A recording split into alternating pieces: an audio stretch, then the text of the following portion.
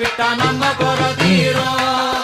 அம்மனுக்கு விரதம் ஆதி முதல் இன்று வரை வழக்கம். அம்மனுக்கு விரதம் ஆதி முதல் இன்று வரை வழக்கம்.